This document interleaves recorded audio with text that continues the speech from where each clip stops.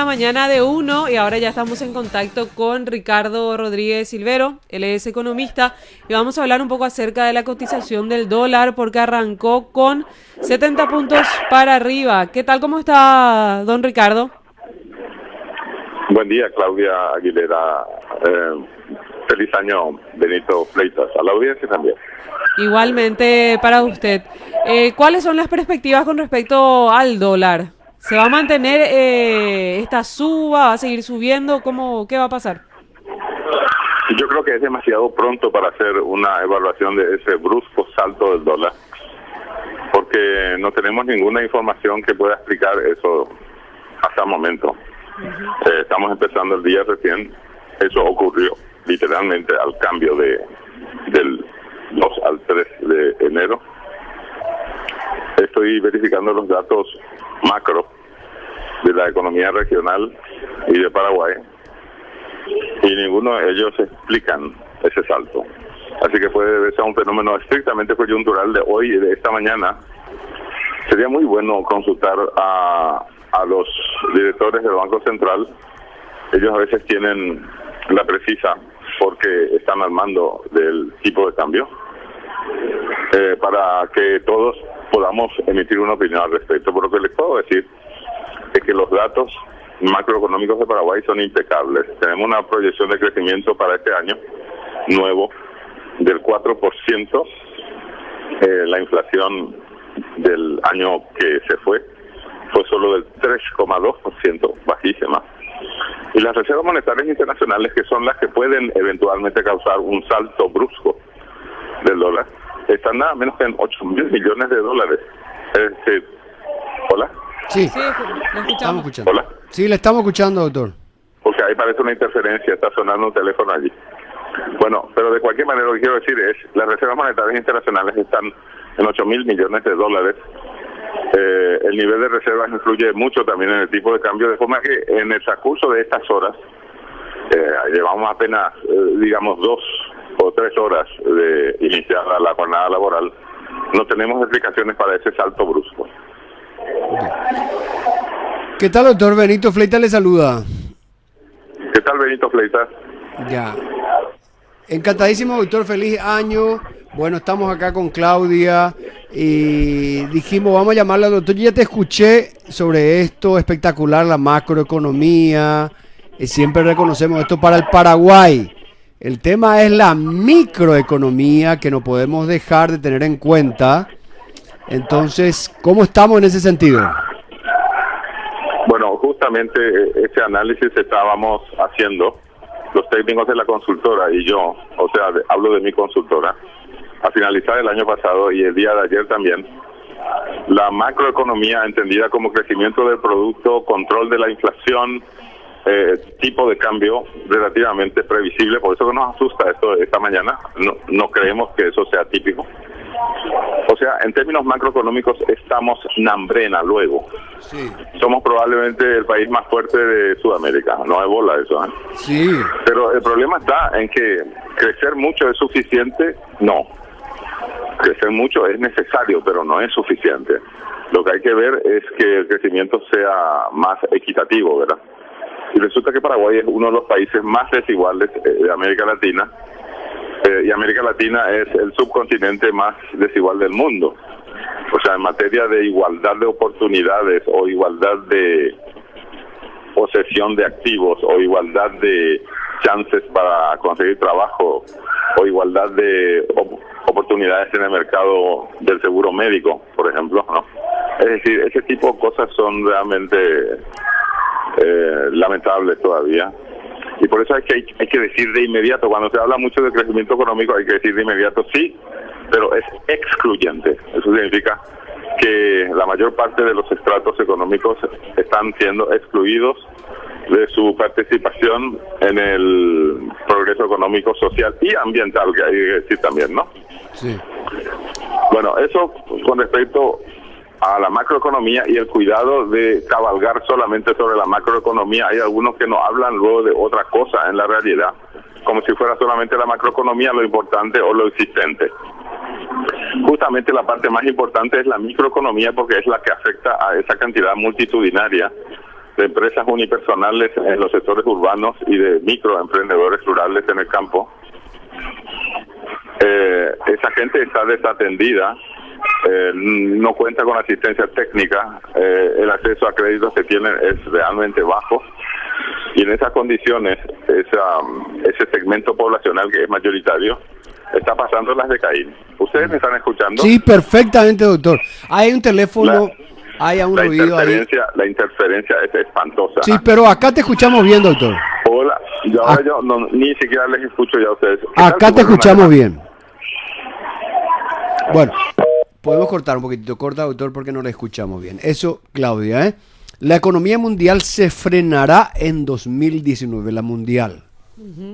Pero igual existe perspectiva de... Paraguay crecimiento, bueno, no como el año pasado, pero un poquitito, pero vamos a estar cerca. Las previsiones apuntan a un año complicado con múltiples frentes abiertos que van desde la guerra comercial al Brexit, pasando por la retirada de liquidez de los bancos centrales. Un artículo de El País. Ahora, con respecto al dólar, decía don Ricardo que no había como un argumento específico, un factor específico como para explicar esta suba de 70 puntos. Sí. Sería la tendencia, eso es lo que es importante. Vamos a preguntar. Determinar, ¿verdad? Ya. Yo quiero nomás seguir en el análisis económico y con todo eso lo del... Ya sabemos la postura de Brasil, el ministro Paulo Guedes, ¿verdad? Claro. Y hay ayer me reenvié yo un artículo de El País, la presidenta de CEPAL o directora de la Comisión Económica de Naciones Unidas, estamos hablando de Naciones Unidas, que se entiende, responde al interés de la derecha y qué sé yo. Con todo respeto estoy diciendo, yo me considero socialdemócrata, o sea que me alineo en esta política, para ser claro, ¿verdad? Porque de repente, ¿verdad? Y respeto muchísimo las otras posiciones en democracia, ¿verdad? Dice Alicia Bárcena, secretaria ejecutiva de la CEPAL, el diario El País: no creemos que las políticas tipo escuela de Chicago sean la solución. La economista mexicana realiza un balance de la situación económica de América Latina. Latinoamérica este año crecerá 1,2%, poquísimo, 2 puntos menos que el promedio mundial. Para 2019 se espera un crecimiento de 1,7, con una diferencia marcada entre mente en la economía de la gente, esta que no tiene trabajo, que no recibe el salario mínimo, que tiene que enfrentarse diariamente a la situación. No podemos dejar de pensar en esa gente, doctor. Claro, estamos analizando a las microempresas urbanas y a los microemprendedores rurales. Están pasándola realmente mal, pero está también el segmento de las pequeñas empresas, que son mucho más grandes que las micro. Las pequeñas empresas estaban en gran medida estimuladas por las ventas que realizaban al mercado argentino y al mercado brasileño, y también a las ventas que realizaban a los turistas argentinos y brasileños en nuestro país. Pero resulta que las ventas al mercado argentino desaparecieron prácticamente hace un año, y la exportación también a Brasil se ha resentido durante todo el año pasado, de forma que todo ese segmento grande de pequeñas empresas que ya no son tan liliputienses, o sea, no son pequeñitas, no son microempresas, sino que son empresas en las que ya se ha invertido suficiente capital. Son pequeñas empresas ciertamente, pero tienen ya varios empleados, estaban realizando exportaciones considerables a la Argentina y a Brasil, y ya sabemos la crisis que está en la Argentina instalada. Para este año no hay pronóstico mayor de mejora sustancial, ¿verdad? Pero en el caso de Brasil la cosa es diferente, porque a la asunción al mando de Bolsonaro, si bien despierta sensaciones contradictorias e informaciones también contradictorias, por lo menos en lo que hace relación con el mercado brasileño como comprador de productos paraguayos, eso puede empezar a normalizarse otra vez.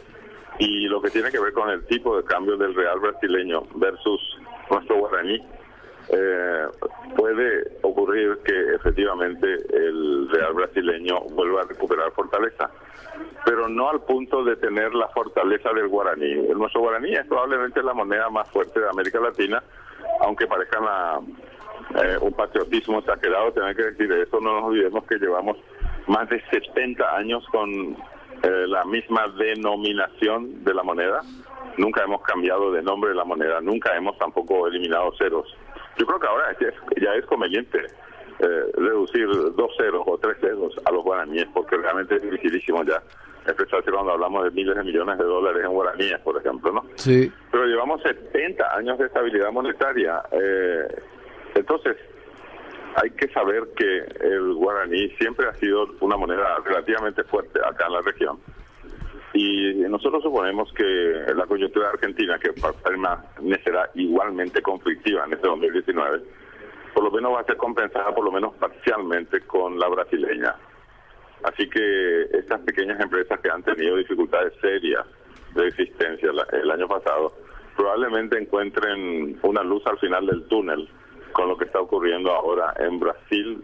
Estoy hablando exclusivamente desde el punto de vista de las ventas de empresas paraguayas al mercado brasileño o a los consumidores brasileños que están de paso como turistas por Paraguay, ¿verdad? Ya. Es diferente ya si empezamos a hablar de derechos humanos o igualdad de género o digamos, preservación del medio ambiente en Brasil con Bolsonaro. Todo eso motivaría otro tipo de análisis. Pero si analizamos la coyuntura y hablamos de esas pequeñas empresas, y la situación no está bien, y eso es lo que hace que los gremios empresariales que están preocupados están lanzando ya voces de alarma diciendo, pero ¿qué es lo que pasa? Tenemos una macroeconomía fortísima, pero resulta que la microeconomía empieza a tener dificultades serias. Uh-huh. Bueno, y eso merece un análisis mucho más detallado que yo no sé si vamos a poder hacer aquí en la radio ahora. Sí. Pero lo que sí deberíamos decir es que la realidad no es solamente macroeconomía y tampoco solo microeconomía, está también la cuestión social, sobre todo si se hace referencia a la protección social, es decir, a los seguros de jubilación y de enfermedades. Apenas un 20% de nuestra población tiene acceso a ese sistema de seguros. Y no hablamos ya de seguros de desempleo, que no tenemos, y tampoco de seguros de accidentes de trabajo, que tampoco tenemos. Hablamos de los dos seguros elementales en todo el sistema de protección social, que son seguros para la enfermedad y para la jubilación. Ahí el 80% de nuestra población está totalmente abandonada a su suerte, ¿no? Uh-huh. Es decir, no están bien las cosas allí. Y aparte de eso, está el desempleo. El desempleo está por el orden del 7% de los trabajadores. Eso es elevado, el 7%, para nuestro país. Pero el subempleo, además, que es querer trabajar pero no poder y tener que hacerlo solo parcialmente, el subempleo alcanza al 20% de la población. Y tampoco nos olvidemos de que la cantidad de gente que vive en la miseria está más o menos en 400.000 personas, pero en épocas de inundación eso sube fácilmente a 500.000 personas. Esa es la gente que no tiene para comer diariamente, esa gente que vive con harapos, que no tiene techo, que cuando hay crecida de río y suben todos a la vereda de la catedral o a un lugar alto, cercano a la Chacarita, donde puedan ellos esperar a que baje nuevamente el río, ¿verdad? Bueno, es redundante tener que decir que el esfuerzo a través de las políticas públicas se concentra en mantener los privilegios de los estratos encumbrados y de Perdón, doctor. festejar con bombos y platillos la subida social de los estratos altos de la clase media, sí, que mejoraron su posición en los últimos años de crecimiento económico. Pero no nos olvidemos de que los estratos inferiores de la clase media y toda la clase baja están pasando las de Caín, ¿verdad? Uh-huh. Es decir, consideremos también la cuestión social, no solamente la cuestión económica. Y aparte de eso, Benito, probablemente lo peor de nuestro país está en la cuestión ambiental. Resulta que nos hemos convertido en uno de los peores países depredadores de bosques del mundo. Uh-huh.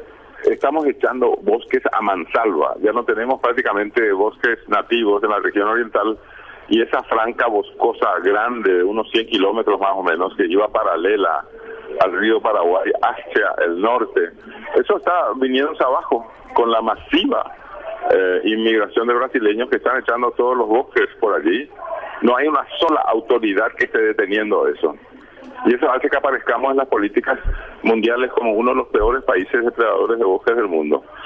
Pero no solamente eso, Benito, la toxicidad, o sea, la abundancia de elementos tóxicos en el aire, en el agua, en el suelo, en el subsuelo, hace que este país sea realmente un país que está condenándose a que no solamente los bichos, los insectos, los bioorganismos en el campo mueran a consecuencias de tóxicos, sino que también los seres humanos estén corriendo peligro. No, ellos sí tienen ya alguna enfermedad de por medio, respirando ese aire tóxico que se respira cuando se fumigan los sembradíos de soja, de canola, de trigo y otros cereales, y por supuesto que está poniendo en peligro su propia vida. ¿Y quién habla de eso en nuestro país? Sí. Pero peor de todo es el problema del alcantarillado. Resulta que una pequeña proporción de los hogares nada más tiene acceso a los servicios de recolección y depósito final de basura y de residuos orgánicos, pero es un porcentaje que está por debajo del 15% de los hogares, o sea, casi nada. Y para peor, en la zona VIP de Asunción, por ejemplo, cuando se viene una tormenta de verano y suben las aguas a la superficie, ahí frente al Paseo de las Tres Galerías y al Shopping del Sol y a las torres, gemelas altas ahí, resulta que eso saca por encima todo el no funcionante sistema cloacal del país, al punto de que cuando se retira la tormenta de verano y aparece nuevamente el sol fortísimo de verano, y esa es una pestilencia insoportable, nada menos que en la zona VIP de Asunción. En otras palabras, y para hacerla breve y ir terminando ya, estamos muy bien en términos macroeconómicos, estamos solamente regular en términos microeconómicos. O sea, todo lo que sea la gente normal y corriente está pasando dificultades, y también las pequeñas empresas que vendían a la Argentina. Todo ese sector está pasando las de Caín, y la cuestión social y está regular nada más, no es catastrófica, porque no sufrimos de terremotos ni de tsunamis. Y acá el cataclismo está en que el río suba, pero eso es predecible, se puede saber semanas antes de que el río va a subir. Lo que pasa es que no se toman medidas para que la gente que vive en los bañados, por ejemplo, tenga mejor vivienda a mejor altura. En otras palabras, echando bosques a diestra y siniestra, sin sistema alcantarillado y con el ambiente altamente tóxico, eso hace que tengamos que encender las campanas, que tañer las campanas de alarma en el país. No es solamente el crecimiento económico, es buenísimo que tengamos crecimiento económico, es lo que hacemos con el crecimiento económico, y eso deja mucho que desear. Bueno, doctor, después vamos a hablar las soluciones. Se viene una reforma tributaria, ese tipo de cosas que también a la gente no le gusta mucho hablar. Pareciera que somos unos izquierdosos que estamos en contracorriente de la actual tendencia, ¿verdad? Mundial, ¿verdad? Pero bueno, tenemos que hacerlo. Yo no creo que el doctor Ricardo Rodríguez Silvero sea un zurdo, ¿verdad? De ese tipo de cosas, sino que es un respetadísimo analista de la realidad. Y si no queremos ver la realidad, creo que es un punto de partida negativo. Y si no hacemos, peor todavía, doctor. No solamente eso, Benito, yo me defino como conservador, sí, pero estrictamente técnico en cuestiones de políticas públicas. No podemos dejar que el país vaya al barranco. Sí, señor. Sí, señor. Doctor, vamos a seguir hablando. Un abrazo. Va a ser un gusto. Gracias. Feliz año.